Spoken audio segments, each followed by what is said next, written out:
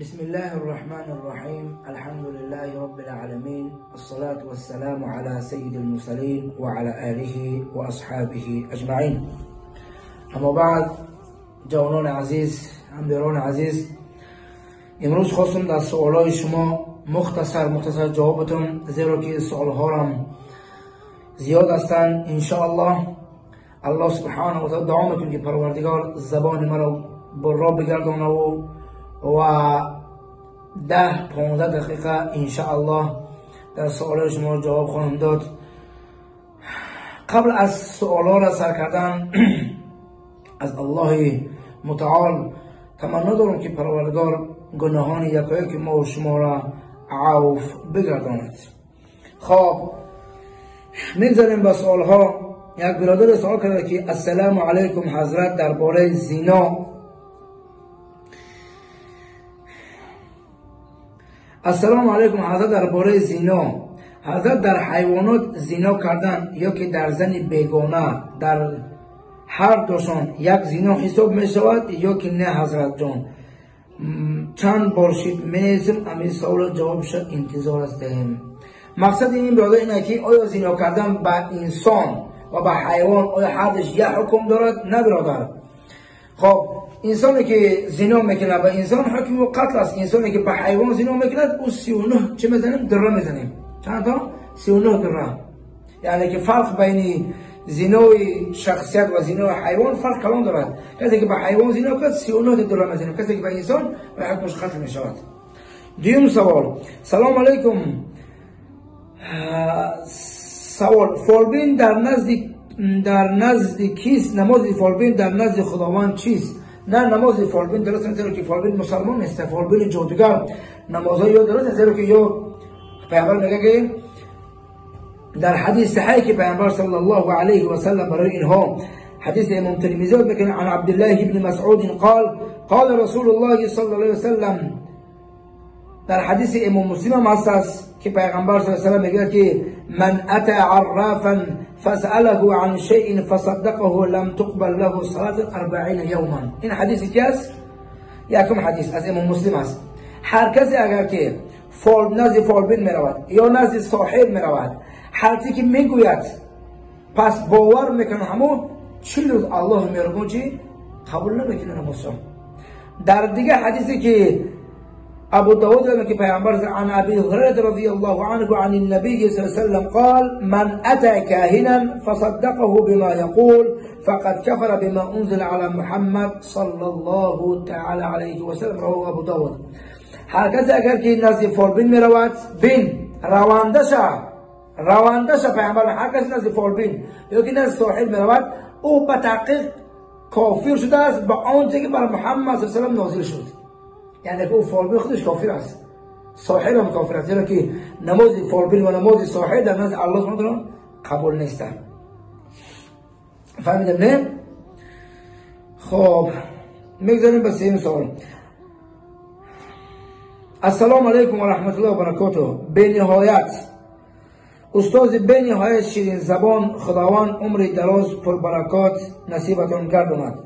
سلام، از نام رجب و رجب علی درباره نام من کم معلومات میدادید و در حق من و در حق مادران و در حق فرزندانم دعای خیر دهید. حافظ قرآن شوند. التماس بابا ایشان ما در غریبی می باشیم و در کانال شما در کانال هدایت 1999 پارتنرش ما به صبرانه انتظار هستیم. برادر رجب علی نه، در ماه عادت است که وقتی که در ماه رجب تولد میشه و در ماه رمضان تولد میشه نام رمضان یا رجب علی یا شعبان. نه برادر، رجب نه علی میمونه. رجب نه چی؟ رجب نه علی مونه بهتر است. و از ما طلب دعا کنید در حق پدرتون، در حق مادرتون و در حق جمیع مردم غریبا دعا میکنیم که خداوند اولا که در عمر پدر و مادر شما برکت بدهد و در عمر پدر و مادر تمام اون برادرایی که در غریبی هستن در حق پدر و مادرشون طلب دعا میکنم خداوند در عمر پدرشون برکت بده و اگر که پدرشون گذشتگی باشن اونها را الله مهربان پدرشون رحمت مغفرت، مادرشون زنده هاشون عمر با برکت، مرده هاشون رحمت مغفرت و در حق فرزندانشون دعا میکنیم که الله مهربان فرزندانشون حافظ کل قرآن بگرداند و خدمتگار دین مبین اسلام بگرداند. دویم سوالیم بابای ایشان کتاب قرآن خوانند ثواب میگیرم یا اینکه صلوات من بسیار وقتم را در قرآن خواندن میگذرانم. میخواهم فهمم کدامش ثواب زیاد دارد. التماس جواب دهید. من در غریبی هستم.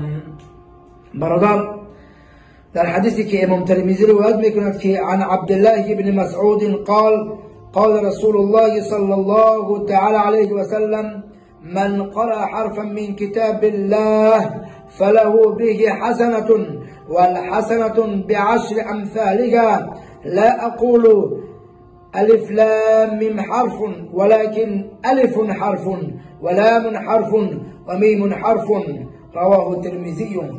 برادر قرآن بسیار بخوام تلاوت بکن، زیرا که پیامبر صلی میگه که هر کس اگر قرآن تلاوت بکند در هر یک حرفش الله مهربان 10 تا حسنات در نامه اعمال نوشته میگرداند.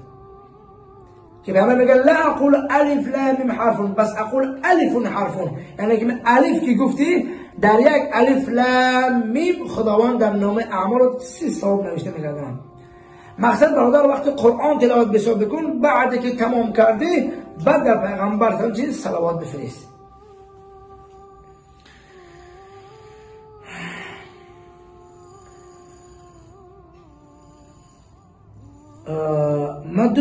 من دو سال پیش مزار رفتم برای آزاختای دستم. نمیدونستم که شرکی به خدای الله میبخشه. نمیدونستم آقا جون التماس جواب بگین. برادر اون عملی که به نسیان میشه، عملی که به فراموش خاطر میشه، عملی که در ندانسته میشه، همون دعا میگیم الله سبحانه و تعالی میگه ربنا لا تؤاخذنا ان نسینا او اخطانا. انشاءالله خدا میبخشه اگر که در حالتی یا که نسیان یا که در حالتی که نفهمیدگی که الله سبحانه و تعالی انشاءالله توبه کن، انشاءالله البته میبخشه. البته که فهمیدی که همین کار که شرک به خدا بوده است در اون حالت نمیدانستی، بعد فهمیدی که همه عملت شرکت شما میگی ربنا لا تؤاخذنا ان نسینا او اخطانا. ای بار پروردگار اون کاری که ما کردیم بر فراموش خاطر یا که در نسیان یا که در جاهلیت الله توبه کن انشاءالله میبخشد. خدا گناه ما رو عفو کنه. السلام علیکم و رحمت الله. برادر زکات گندم و کارتوشکا چند کیلو سر می شود؟ الله نگهدار. جوان عزیز در زراعت تا 750 کیلو نشود ما عشر نمیتیم. وقتی 750 کیلو کشید، چی زراعت باشه چی کارت گندم چی باشه، 750 کیلو کشید از سر حال 10 کیلو 1 کیلویی میتیم. فهمیدم نه؟ سلام علیکم برادر. یکم سوال، اگر در نماز جماعت بیایی در دیوم رکعت دایره کنی چه خیلی میخونی؟ بعد سلام دادن امام در سوم رکعت چه خیلی در چهارم همه شب پر فهمونید التماس. خب برادر که اومد در نماز شما آمدی که در سوم رکعت دایره کردین میخزید، بعد دیوم رکعت الحمد میخونی و زمین سوره میکنی، بعد میشین تحیات میخونی، بعد با سوم رکعت میخزید. آمدیم که در نماز 4 رکعته خفتن در 4 رکعت دایره کردیم، میخزیم الحمدلله الحمد میخونیم میزنیم سوره میکنیم میشیم اتحیات میخونیم میخزیم با سوم رکعت با چکا میکنیم الحمد میخونیم با زمین سوره میخونیم میریم با سجده با رکوع میخزیم با الحمد میخونیم. فهمدیم نه؟ یعنی که در 4 رکعته هم وقتی که خستی چکا میکنی الحمد با زمین سوره میخونی میشینی اتحیات میخونی میخزی با الحمد میخونی زمین سوره میکنی میره با رکوع با سجود و میخزی الحمد میخونی بعد چکا میکنی بعد اتمام میره با رکوع با سجود بعد نماز تمام میکنی. خب دوم سوال این که انسانی که با زن روسی شوهردار زنا کند اینها هم زنی صاحب شوهر حساب میشوند؟ اگر بله پس اینها نکاح ندارند. التماس پر جواب گردانید. سبحان الله. برادر زنا خودش زنا هست، فرق نداره که تو با کی زنا میکنی. الله سبحانه و تعالی میگه که ولا تقربوا الزنا، شما نزدیکی به زنا مشوید. ببینید سبحان الله نزدیکی گفت نشه، نگفت که ولا تفعلوا، نگفت که شما نکنید، بس که نزدیکی نشید با زنا. ولی چی؟ انه کان فاحشه و ساء السبیل، زیرا که این بسیار راهی بد است، راه حرام است. همون جوانایی که فرق ندارن که در فکر اخره دارن که با زن روس اگر ما زنا کنیم درست اینا غیر دین هستن، پس برادر همون یک جوان نزد پیامبر اومد گفت که یا رسول الله مرا رخصت من زنا بکنم. حضرت عمر نشستگی بود، گفت که یا رسول الله، حضرت عمر گفت که مرا رخصت این به منافق سرش بگیرم. پیامبر گفت که عمر آرام باش. با پیامبر همون جوان سوال داد که گفت که مادر داری؟ گفت که بله دارم. اپا داری؟ گفت بله دارم. اپا خواهر دارم. گفت که آیا میخوای که قطعی اپا یا قطعی خواهرت، قطعی مادرت، قطعی هر کسی گفت زنا کنم؟ نه نمیخوام. بعد چی گفت؟ و احب لنفسك ما تحب لغيرك تكون مسلما. گفت که ای بچه جان، گفت آنچه داره که در نفس خود رو دوست میداری به دیگرش هم دوست بدار، بعد تو مسلمان میشوی. یعنی که آز من تو زنا بگم اپا یک کسی، خواهر یک کسی، مادر یک کسی، ها زنا کردن من دیگه برامو جوانای بکنم که زنا میکنم. قبل از زنا کردن جوانان عزیز فکر اپا و مادر اختار کنی که درست نمیشه. زنا قرضه. اپا یک کسی میکنی، مادر یک کسی میکنی، خواهر یک کسی میکنی، پس فکر اپا و مادر خونه بکنی. این سخن من نیست. 1450 سال پیش محمد مصطفی صلی الله علیه و سلم برای ما شما گذار کرده است. السلام علیکم برادر. حضرت سوال کنین که در خانه نگاه داشتن پاپوگای کناره که اوکا بوم برای فرزندان بازی کنن آیا درست است یا نه؟ سبحان الله. برادر کتاب ادب المفرد شرح صحیح بخاری باب دارم، الباب الطير في القفص. باب دارد آیا در قفص قبیدن چی؟ حیوان که مثل پاپوگای، مثل دیگر حیوان. حضرت انس یک برادر داشت عمیر، که پیغمبر خدا میگفته که یا ابا عمیر ما فعل النغیر، یعنی که پیغمبر صلی الله علیه و میرفت خطی پاپوگای همون مثل عصفور یک پرنده داشت در همون قفس محکم که بود، پیغمبر صلی الله علیه و سلم میرفت خطی همون بازی میکرد. یعنی که کوک، پاپوگای اینها در قفس قبیدن درست است. زیرا تو پیغمبر صلی الله علیه و سلم ابو عمر یک تن پاپوگای مالی داشت، پیغمبر صلی الله علیه و سلم میرفت خطیش بازی میکرد. و پیغمبر که پیغمبر خدا میدید ابا عمر میگفت یا ابا عمر ما فعل النغیر. برادر کی بود؟ حضرت انس بود. برای این سبب برای فرزندان میگیرید یا برای خانه میگیرید پاپوگای است در قفس است یا که کوگ است، درست است با که نداره. بابای مولا چرا که اولاد پیامبر الله همش اهل تصوفن، یعنی صوفیان، مگر علم شما از آنها زیادتر است؟ الله شما را هدایت کنه. اولاد پیغمبر نه صوفی بودن نه تصوف بودن، همش پیرو قرآن و سنت بودن. کسی که پیرو قرآن و سنت است او اهل عقیده، او اهلی با پیروی با خاندان پیامبر صلی الله علیه و سلم میکنه. این گپ خطا است که اهل خاندان پیامبر تصوف داره، کجا بوده که تصوف است؟ نه، اهل خاندان پیامبر صلی الله علیه و سلم چی بودن؟ پیرو قرآن و سنت بودن. اگر سلام و رحمت الله بر شما و حضرت جان. بعد یک سوال دادم جواب نآمد. از حضرت خوردن گوشت صغور حلال باشه یا حرام؟ در نزد سه مذهب درست است. در نزد مذهب خودمان ابو حنیفه رحمت الله علیه درست است، یعنی مذهب شافعی و مالکی و حنبل درست است، لیکن در مذهب ابو حنیفه در مذهب خودمان گوشت صغور خوردن درست است. السلام علیکم همدیران عزیز، یک سوال دارم. همین جوانایی که به روسیه می روند و 2-3 سال کار میکنند، وقتی که به تاجیکستان برمیگردند حتما باید که نکاحشان را از سر نو کنند یا اینکه نه؟ بعضی داملوها در آن عقیده اند که اگر از زن 4 ماه دور که شدی نکاح بریده می شود. التماس منتظر جواب هستم. تشکر زیاد. این عقیده عقیده ملاهای شیعه تاجیکه که در نزد اهل سنت و جماعت اگر مرد 10 سال اگر نروه در نکاح یگان ضرر نداره. در نکاح یگان ضرر نداره اگر در نزد اهل سنت و جماعت. لیکن عقیده که گفتی دامله‌ها بعضی اون دامله‌های عقیده هایی که شیعگی دارن که میگوین که 4 ماه که دوشید بدن اثر نکاح بکنن، نه با والا قسم این که خطا هست. در نزد اهل سنت و جماعت اگر 10 سال که مرد آمد نکاح نمیکنن، زن خودش است. فهمیدم نه؟ سوال مختصر جواب دادم. خداوند باقی سوال‌ها رو ان شاء الله باذن الله تعالی با جواب خواهد داد ان شاء الله. در آخر یک چیز گفتنی هستم. در شخصیت خودم بسیار کسا سوال کردن که حتی زنگم زدم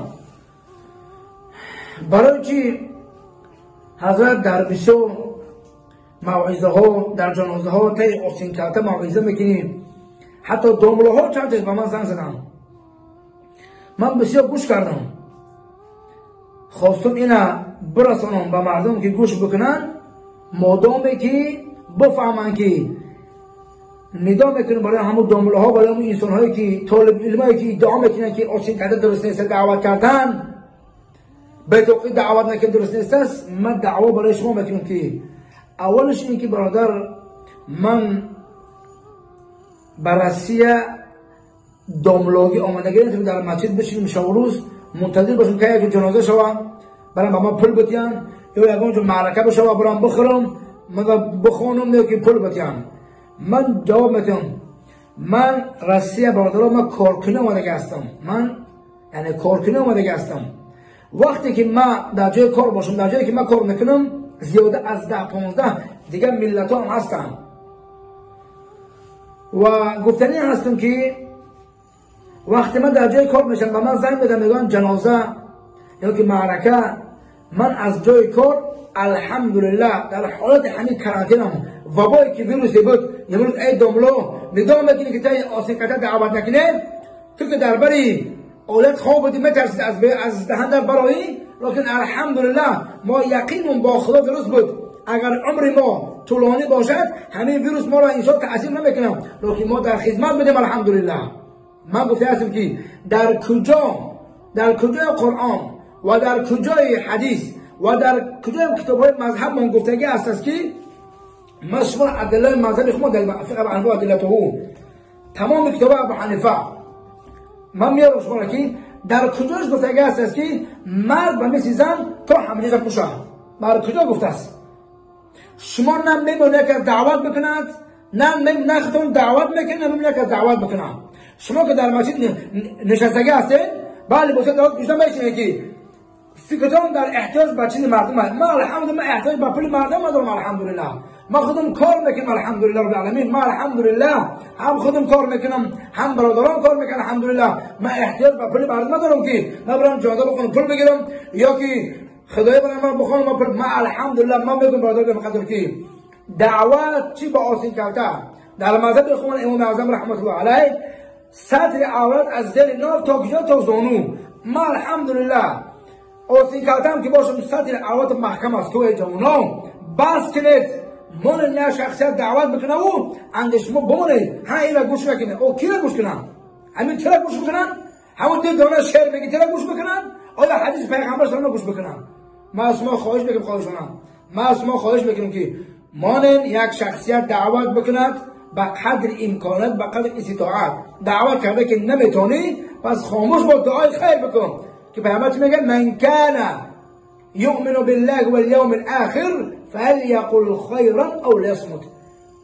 هر کسی که ایمان داره به الله و به روز قیامت یا سخن خوب بگه یا ساکت باش. پس این بجای ساکت باش دعای خیر هم نکن اقلا ساکت باش. فهمیدم؟ خداوند گناه ما و شما عفو بگرداند. خداوند در عمر ما و شما برکت بده. من با والله قسم کسی که در قلب ذره کبر داره من کان فی قلبه مثقال ذره من الكبر لا يدخل الجنه. هر کسی که در قلبش ذره مثل دانه گندم اگر کبر داشته باشد با یک از نفرت داشته باشد با یک از بخل داشته باشد با یک از عداوت داشته باشد او داخل جنت نمیشود زیرا که جنت جای بغض و عداوت کبر نیست. فهمیدم نه؟ دعا میکنم که الله پاک از این قلبای ما و شما کبر و غرور، حسد، بغض، عداوت دور بگرداند و خدا ما و شما را امت واقعی خودش بگرداند. الله ما و شما را بنده حقیقیش بگرداند. در آخر دام به حق ما بنده مداگو باشید. انشاءالله با داره که سوال کریات انشاءالله در باقی مانده انشاءالله خواهدم جواب خواهم داد. در آخر هم قبل خداوند گناه ما و شما را عفو بگرداند و الله مهربان گناهان یکایک ما و شما را عفو بگرداند. خداوند ما و شما توفیق بده و عاقبت کار ما و شما را بخیر بگرداند. ربنا اننا آمنا فاغفر لنا ذنوبنا اللهم يا محول الاحوال حول احوالنا الى احسن حال برحمتك يا ارحم الراحمين. خداوند گناه ما و شما عفو بگرداند. السلام علیکم و رحمت الله و برکاته.